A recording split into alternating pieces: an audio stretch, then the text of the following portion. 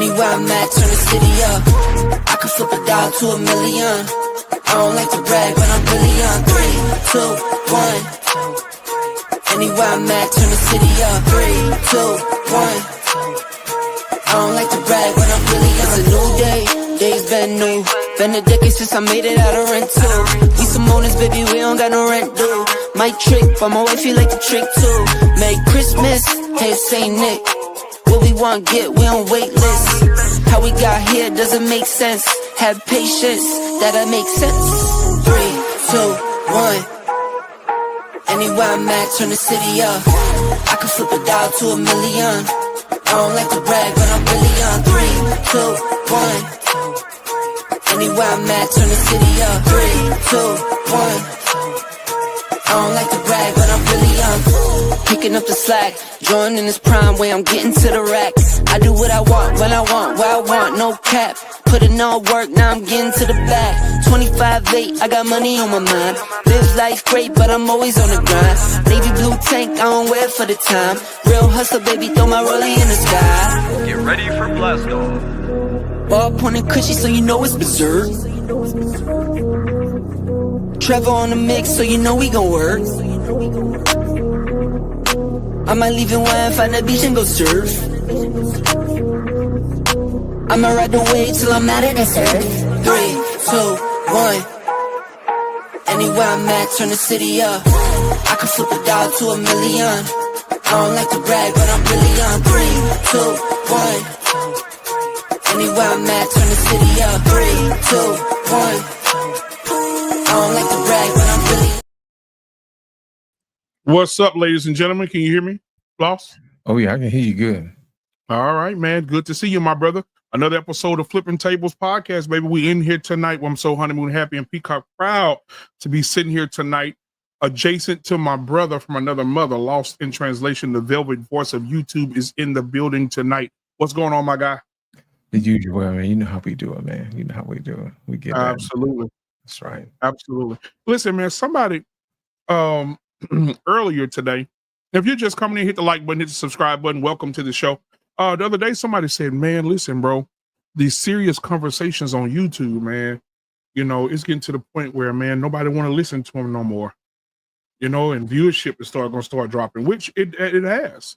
I Right. think that we become numb. And I think that we become so used to the yelling, the screaming, you ain't this, you ain't that, you know, so on and so forth, that those people get the most views. But I'm here to say that I don't care. You know what I noticed?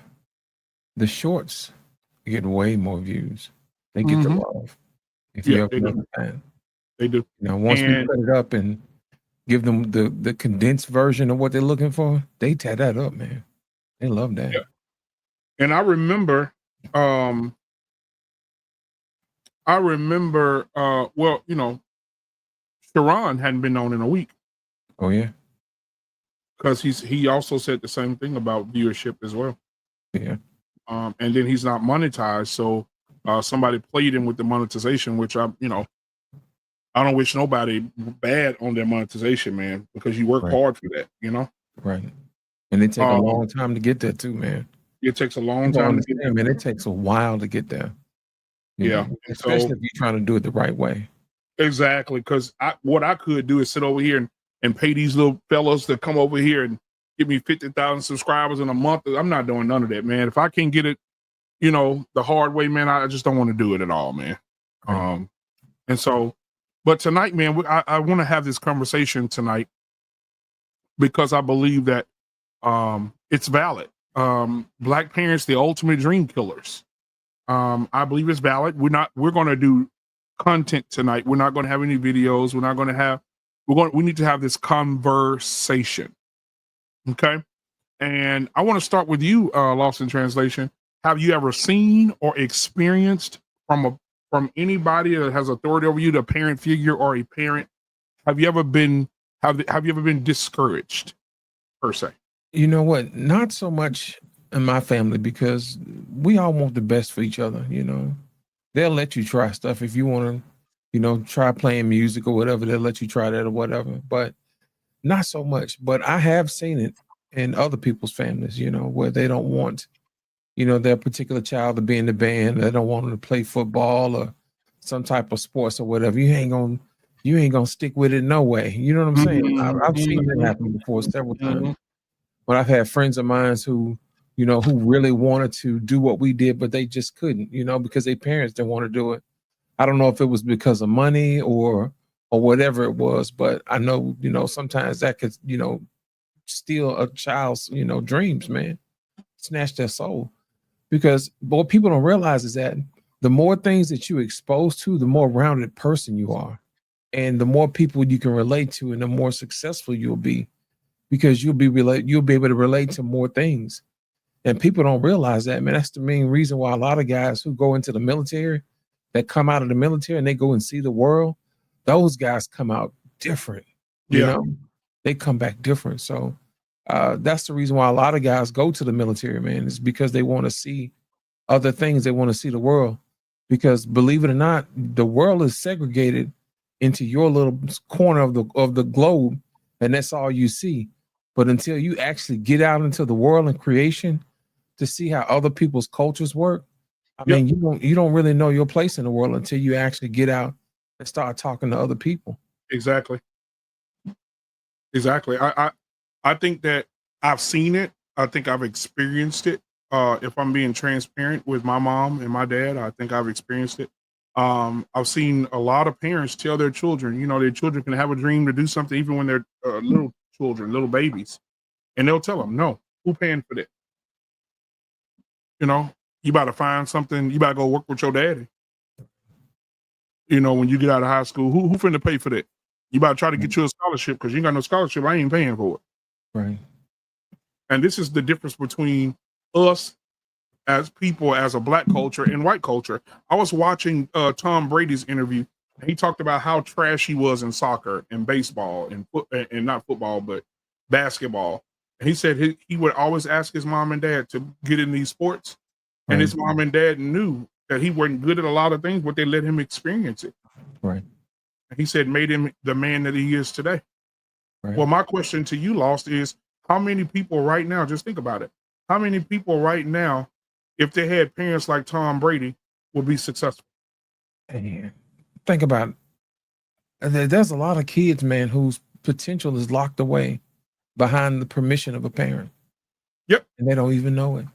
Think about how many people Tom Brady has inspired.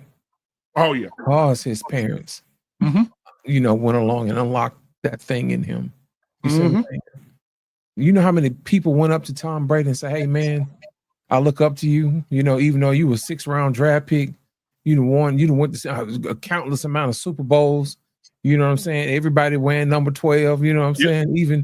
Even Dion's boy, Shador wears number 12 for out of respect for Tom Brady.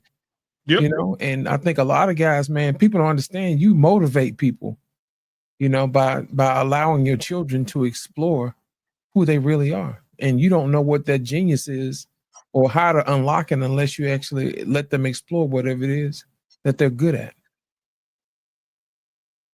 I think as a parent myself, also being transparent again, I think that I've been guilty of it. I think that I inherited that from my parents. In what way? I think I inherited in the beginning stages of my parenthood, because my mom used to say the same thing. And I think that, I'm not going to give them a pass, but I think, growing up in a situation where you had to struggle for everything, like they just couldn't see past the struggle. You know what I mean?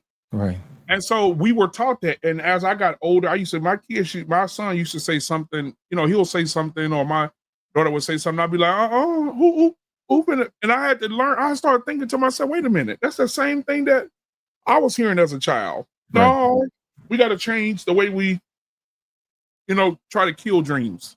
Right. Because, man, listen, I remember telling my mom, she said, "What do you want to do?" I said, "Mama, guess what I want to be?" She said, "What?" That's back in the day when they had doctors come to the school and talk to the kids, and fighter pilots in the military, all type of stuff. They had motivational for the children. And I remember, man, just telling my mama, I want to go be a doctor. She said, "Well, I hope you get a scholarship, baby, because I don't know who's going to pay for that." And it Man, you just know, they crushes you a think little. scholarships fix everything, man. Yeah, they think scholarships they fix everything, and I think as parents, you have a responsibility to your children. Right.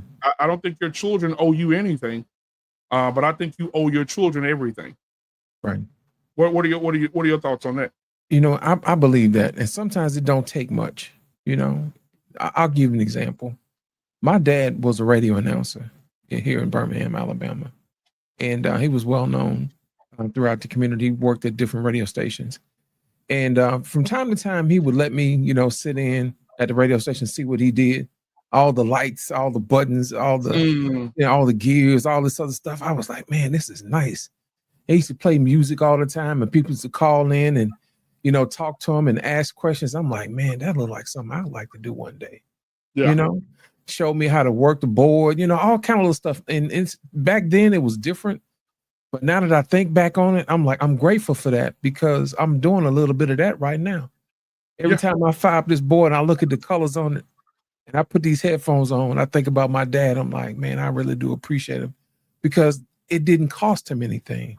right. You know what I'm saying? For me to be there next to him. You know what I'm saying? It didn't cost him anything for me to just sit there and listen and experience what he was experiencing. Even though he didn't really say that much, it was a mere fact that I was there to be there and to walk in his footsteps just for a little while. And that's the main reason why I do what I do, is because it's to unlock something in somebody else, even though I may not know I'm doing it. But when I get comments in the comment section of people saying, hey, man, I appreciate you talking about that particular topic, or I appreciate you and Black Man Unfiltered talking about that heavy topic, you know what I mean? It lightens the load a little bit because it'd be days, man, when you don't feel like doing it. But every Yep. time you go into the comment section, there's always one person saying thank you. And you know what? It allows me to get up and turn that camera on one more time. And I do appreciate that. But people don't understand, man, you don't know who you're helping. So that's the main reason why I tell parents, it doesn't cost you a thing to help your child or to help them see the world. Sometimes just having them around, man, to let them see the world like you see it, can make all the difference in the world. Man, that's a mouthful, brother. Because even from a biblical perspective, so we could drive down that road for a second. Right. Even from a biblical perspective, like what do you remember as far as scripture that talks about children and how and what children mean to God, or the motivation of children? Like, do any verses come to mind for you? Yeah, my grandmother, man, she used to be preaching us all the time, whether we believed it or remembered or not. Her famous scripture used to tell us all the time was, train up a child in the way he should go, so when he's older, he will not depart. And what I gather from that is that, you know, if you teach a child to bend them the right way, and then they'll grow up a certain way, that they'll grow in such a way that'll actually help people, and they'll be able to stand out in such a way that when the world comes on them and the trees and the winds blow, they don't break. You see what I'm saying? You set them up for success. Even when nobody's watching, they'll still do the right thing. You know, even when the storms of life start blowing, they'll still be rooted and anchored. You see what I'm saying? In the word, you know, so those are some of the things I thought about. And when you have children, you have no idea the amount of responsibility that you're having when you're taking that time out to talk to your kid. And basically, you're actually teaching them from being a branch to being their own trunk and their own tree. You know what I'm saying? And you're putting down roots deeper and deeper every time you talk to them. And I don't think people realize how magnificent that is and how privileged that is when you get an opportunity to do that and to secure your legacy. That's what securing legacy means. Yeah. When you're actually talking to your children and passing down that information and that knowledge from one parent to the next, from one grandparent to the next, to the grandchild, which is I think is very important. You know, when you have grandparents that are supportive, that's even better. You know, that actually helps those roots go even deeper. So I really do appreciate parents and grandparents passing on that wisdom, man, because you don't know, you can be remembering stuff, but it don't hit you until you actually have something to compare it to. So That's one of the scriptures my grandmother used to say all the time, man. Train up a child in the way they should go, and when they're older, they will not depart. I love Right. that. And I have a few here because I want to share for the people that are listening out there that are really trying. Like us parents, we never stop growing, we never stop learning, we make mistakes, and as parents, we don't need to kill our children's dreams. But I have the verses pulled up here. Proverbs 22:6 says, "Train up a child in the way they should go, and when he is old, he will not depart from it." Right. Right. Ephesians 6:4, fathers, do not provoke your children to anger, but bring them up in the discipline and instruction of the Lord. That's right. What does provoke mean? Let's pause right there. Agitating, bother your kids, right? So does that, in a sense, negate the fact of this, this universal saying, "Do what I say and not what I do," or I, the way parents, because some parents do antagonize their children. Yeah.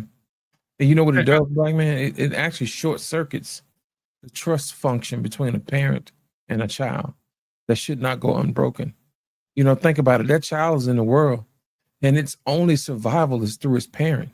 And if you break that trust between a parent and a child, that does something to that child, and it's abusive.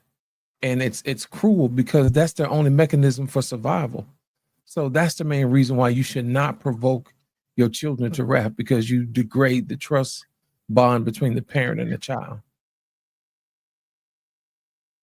Wow. Well, we're going to break these down, right? Proverbs 29:15, the rod and reproof give wisdom, but a child left to himself brings shame to his mother. That's right. That's right. What when we say rod, what does rod mean? Because a lot of people says that the Bible does not tell you to physically discipline your children. No, that's not what that is. The rod is like, how a shepherd has a rod that actually reaches out to grab and correct, to grab the sheep, to bring them back closer, to say, "Hey, you're going too far. Come on back over here." That's basically teaching. That's what the rod that they're talking about. The rod of correction, the rod of safety, the rod of wisdom. That's what they're talking about. We're not talking about the rod of abuse. Right. You see what I'm saying? Yeah, because even the scripture says, "Yea, do I walk through the valley of the shadow of death, I will fear no evil, for thy rod and thy staff comforts me." That's right. Yeah. That's what that means. And I think sometimes people take scriptures and twist it up, and that's not what that means. You don't use the rod to beat your child into submission. You see what I'm saying? Yeah. And so let me move to this one then. Whoever spares the rod hates his son, but he who loves him is diligent to discipline him. Right.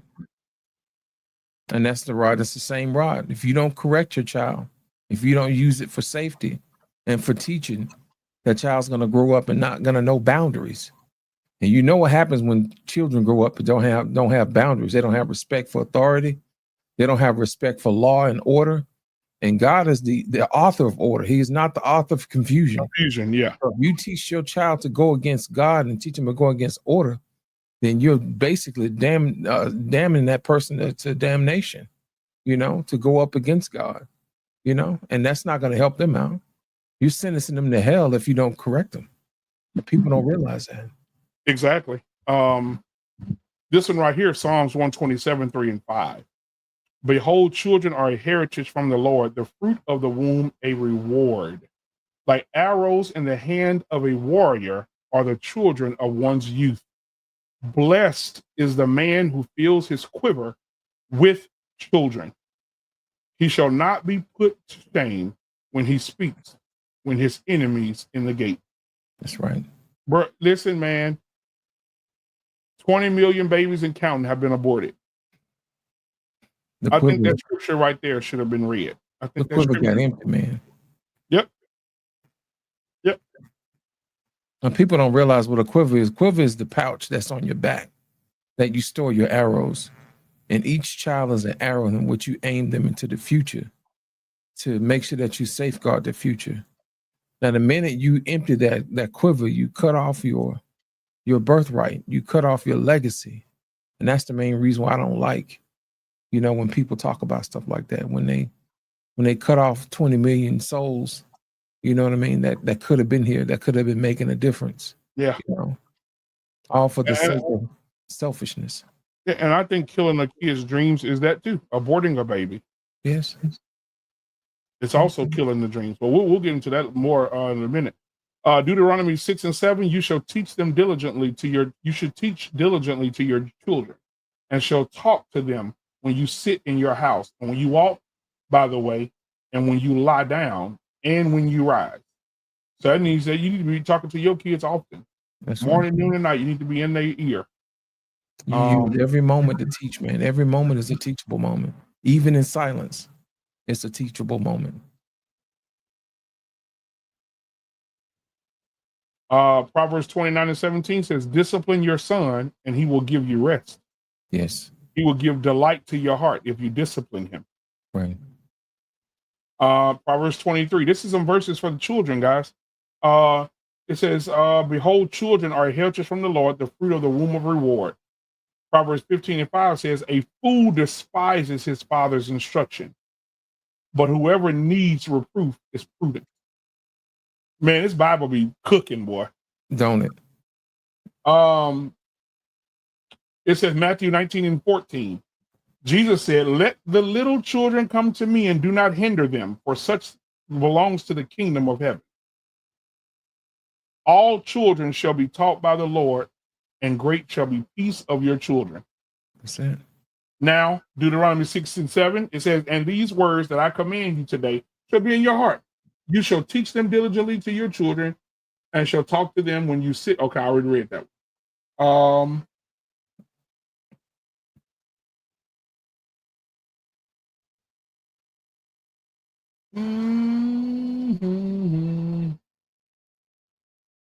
Yeah, okay, so it's repeating.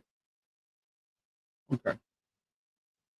But yeah, man, so just reading scripture. So even when for people who, from a biblical perspective, people who believe and are Christians, even the Bible has so many scriptures related to how we talk to our children, how we see our children. And even when it comes to the abortion thing, you know, how many babies that we've lost. We've lost over 20 million black children to murder, basically.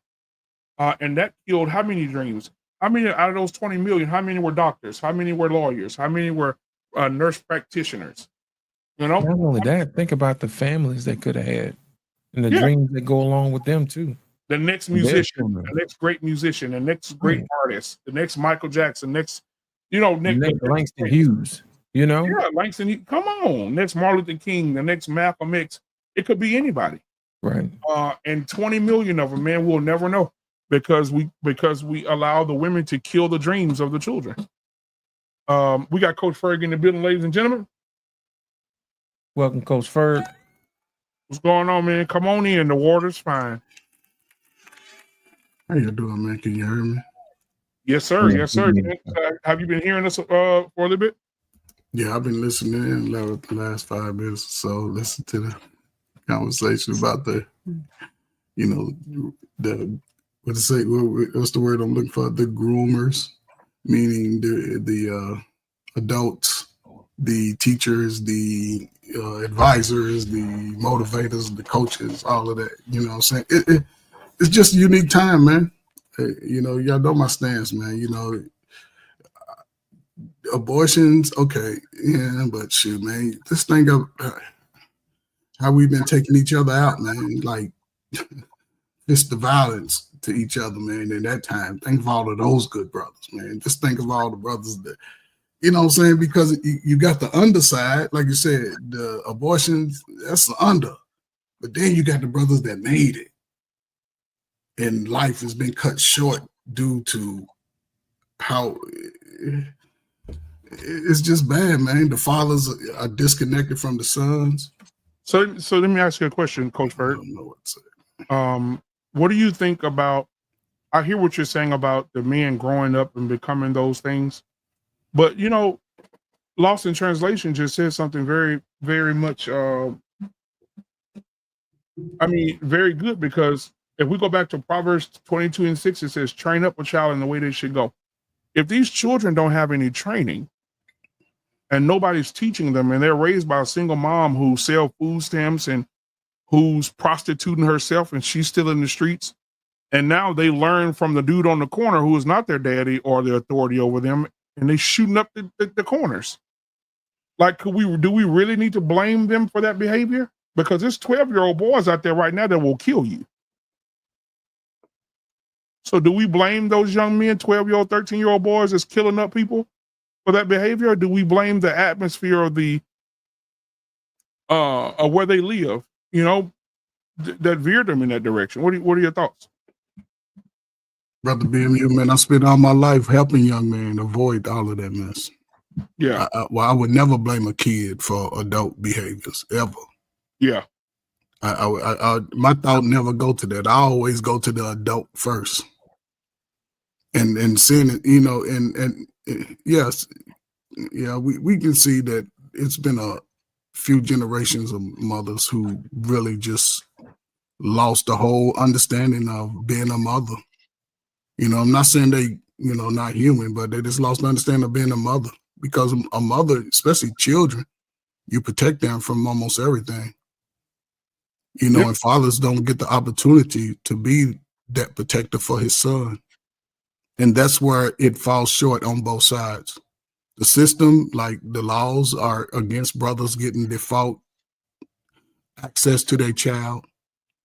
Anytime a brother have a child and you go to court, because most of them are going to go to court because the system is saying take him to court.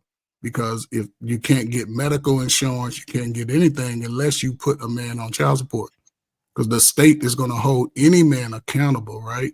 So if, let's say two teenagers, 18, 17, have a child, right? Because that's how most of us are having children, in our 17, 18. Now they say the numbers are getting older, but that's still, we talking about them having babies. I'm talking about the ones that have teenagers and 18, 19. Most children born in our communities are born before the parents are out of high school. You know what I'm saying? It's about 50, some states is higher, but y'all know what I'm saying. So I look at it now that they are adults, right? They've always had that disconnect, and the state doesn't allow it by default. That's the law change right there. I think some kind of way we got to figure out how we can get that law changed, because it's some good brothers having children who work every day, 9 to 5, probably work out, play a little sports, hang out, watch the game. He don't get access to his son. A boy 7, 8 years old need to be, because a father, and I believe it's in my heart, there's no man that will have a child and has access to his child and would teach his child to be a devil. I can't see that. Especially if I got him from the day one, and when I hold him up like Kunta Kinte and Kizzy, you know what I'm saying? I don't see that coming from a brother. I don't see that. But it also comes from a brother like Lost and Our Pain and yourself. Y'all had strong men in y'all family, so y'all gonna pass that down to any boy, son that you know. And a lot of young men don't get that. And a lot of fathers don't get that blessing too, because it's a blessing to have a child. And a lot of fathers don't get to experience that, like, damn, this is mine, so I can protect it. And we won't see our sons acting like Travis Hunter if he make it. See what I'm saying? Because a father will protect that. But we don't get that over the last, BMU, what you 40? Ever since you was 10, it's been broken. It's been broken since that time. See what I'm saying? And I worked in and I seen it. I used to be in the worst. I used to be I was like, oh my God.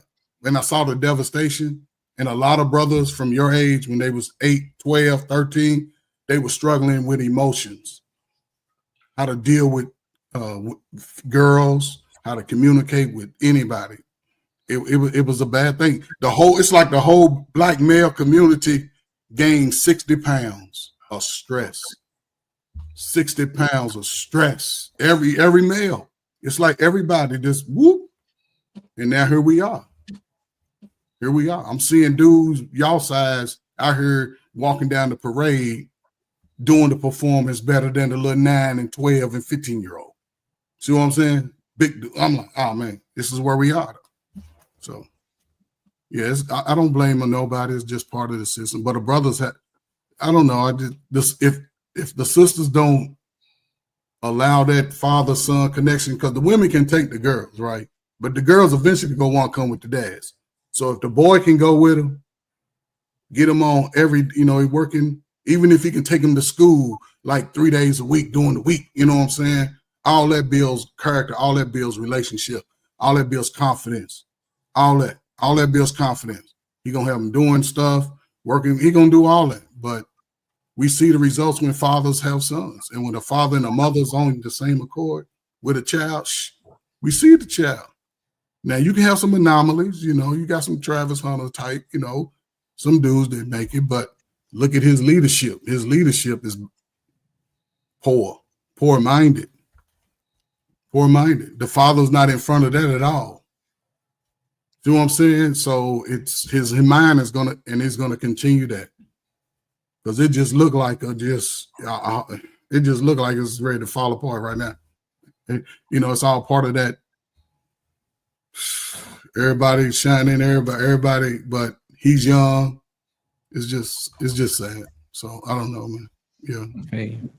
And before our pain jumps in, I want to say this real quick. I'm sitting here reading this. When you talk about the black men, black boys, Coach Ferg, dealing with emotions. This is where we are right now. It says here in 2024, one in three rural black men reported they experienced suicidal ideas and or thoughts of death in the past 2 weeks. Studies show, they did a study at the University of Georgia. Childhood adversity and racism may hold much of the blame. Now watch this. Suicide is the second leading cause of death for African-American men between the ages of 15 and 24. We lead in the country in suicides. According to the Centers of Disease Control, so the CDC, suicide is particularly prevalent among black men who die by suicide at a rate 4 times more than black women, Hispanic women, white men, and Hispanic men combined.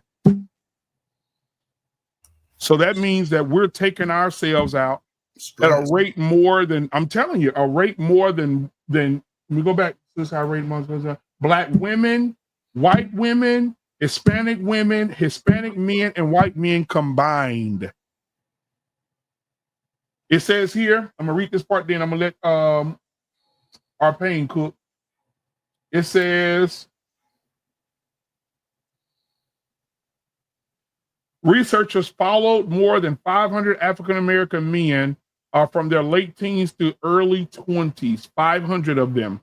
150 of them committed suicide out of the 500. That's a lot, guys. That's a lot.